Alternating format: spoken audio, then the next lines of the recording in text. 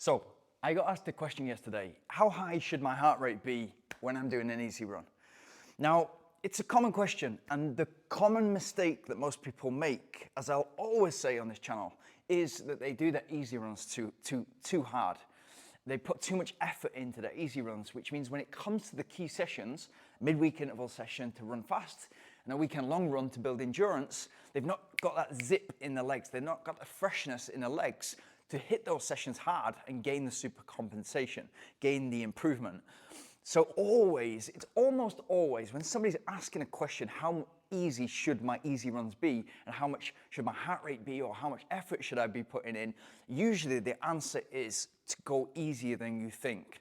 But how do you quantify that? So this person said that once they go on a treadmill and they do their easy runs. They're based in Dubai, and so a lot of their easy runs are indoors because it's so hot.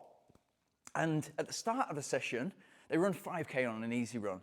And at the start of the session, their heart rate is 125, 130. Very quickly, it jumps up to 140. And then by the end, like the last kilometer and a half, the heart rate is at 150. Now, if I looked at my zones, and the only way you can look at this scientifically, and most of us can't look at this scientifically, to go into a lab and actually get tested and figure out your zones. So what they will do on a lactate threshold test, where you'll figure out your zones, and that can be really useful. If you really want to take your training very seriously, I'd suggest that you do that. And even better than going into the lab, go into the lab, but then also get tested in the field. And that's when you see the big difference between elite runners who have access to those kind of services and people who are almost elite or kind of take the running very seriously. So it's always a good tool to have, and it's definitely worth it. What you then need to do is look at the data, make sure the test is done properly, which I'll tell you about in a second, but then get somebody really skilled in coaching and exercise physiology who can look at that test result and prescribe the right sessions for you in order to get the most out of yourself. Now, I'm getting off a track here, but I'm trying to explain the whole thing. What that test usually looks like in the lab is 5-minute intervals with 1-minute rest. Gradually, so you start super slow, maybe 7 kilometers an hour, then 8 kilometers an hour, then 9 kilometers an hour, and then onwards for 5-minute intervals, 1-minute rest. And during that 1 minute, somebody's taking blood either from here or your finger. They're analyzing that blood to see what the millimoles of lactic acid, the buildup of lactic acid in your blood. And then usually it's very, very low, and then it quickly spikes up, and then it quickly goes off the charts. And that's where you know your lactate turn point, your lactate threshold. It's really, really, really fascinating to see what the blood is doing as you're also saying, okay, that was between 1 and 20 on the Borg scale out of 20, and also to see what your heart rate does. And then what you do is you take that into your training, and you then look at the correlation between your heart rate, because everybody's got an Apple Watch or a Garmin or a smartwatch now that's going to be able to tell you your heart rate. And this was the foundation of this question. This person had a heart rate monitor on as they were seeing their heart rate go to 150. What you can then do is correlate that data where the lactic is building up, and when it kind of turns and then goes off the charts, you can look at that and correlate what sessions you need to do. And that's what you'll get from the exercise physiologist, who's also either a good runner or a good coach. That's where you'll get the sessions prescribed based on heart rate. And what that did for me, so that you can put this into your own training, is 0 to 130 was my zone 1. And really it's 90 to 130. So it's usually a little bit faster than walking, but super easy. And those should be your recovery runs. You should be in zone 1. So that's super easy. And to begin with, you need to kind of walk, run. Even if you're new to going that slow, which sounds funny because we're all trying to get faster. We're not used to going slow. So usually your body is very inefficient at going slow for those recovery runs to begin with. But you need to be disciplined with it, because holding back at that time in the week when your recovery runs and easy runs are there means that you can go obviously faster and you can hit those harder sessions in the long run harder. So zone 1 for a recovery run, and then zone 2 was 100 for me, 130 to 150 beats. So I wanted to stay below 150 but above 130 for recovery, for easy runs, sorry.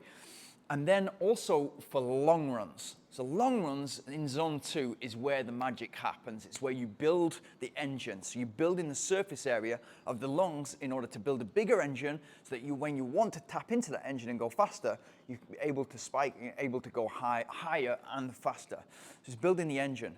So the answer to the question is usually people who are running on a treadmill, you get something called heart rate drift. So if you're starting, let's say you're doing 10 kilometers an hour, and let's say you're doing that at 2% gradient, you'll start and your heart rate will be pretty low because it'll jump up from when you've been walking and when you've been stationary, but it will stay for at least a couple of kilometers, maybe 10, 20 minutes at a low heart rate, and then you'll see it jump up. And what it's doing when it jumps up is you're not well trained enough in order for that to stay very consistent. But even on a trained athlete, the heart rate will look something like this. It will go slightly up, even at the same pace, at the same feel, at the same effort, and over the same ground, over the same terrain. The reason it goes up is because of heart rate drift due to dehydration. So I'd expect it to go up a little bit, so don't get worried about that. But when you start to go off into zone potentially 3, you want to bring that back. So what I would say is if you're doing your sessions on a treadmill and you're setting off and you're gradually kind of warming up and then you're getting into the running, you want to run 10K or 5K, for instance, at 5-minute pace per kilometer. What you might see is during that session, if it's an easy run or a recovery run, you might see the heart rate going up to the point where you need to either lower the elevation if you're kind of running at 1, 2, 3%, or you need to bring the pace a little bit down, just as you would when I'm doing a recovery run, and when I'm doing an easy run, whether it's on the treadmill or outside. The big change for me in my career, in my running career, when I started to get big results, was when I was able to scale back and have the discipline to go slow on an easy day and recovery day.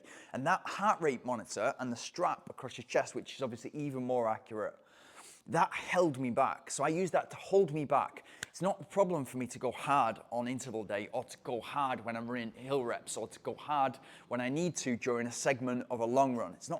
It's not difficult for me to push. What's difficult was for me to hold back, but the heart rate stops me from doing that.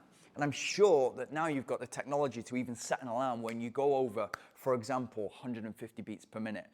And set an alarm so that you know, I think I've had this before on the bikes, that you know when you're in the wrong zone and you can stay within that zone. So yeah, the big mistake that most people are probably making is they're probably running the recovery runs and their easy runs too fast. They're putting too much effort in, so they haven't got the freshness and that zip in the legs to go hard on interval session when it really counts, and to have that freshness in the long run to build endurance and stamina.